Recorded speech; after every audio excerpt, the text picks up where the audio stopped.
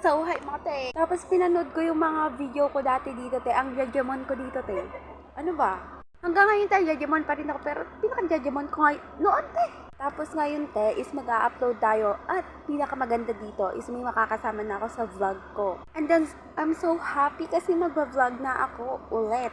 Ang nangyari sa buhay ko, dami na nangyari te na dapat i-share ko sa inyo. And then, syempre, isasama ko na siya sa vlog ko next upload ko nito. Kasi alam nyo te, madami-dami na nangyari sa buhay ko na hindi ko inaasahan te. Kaya mag-vlog na tayo te. And the judgment day ko te, huwag nang pakialaman yun te.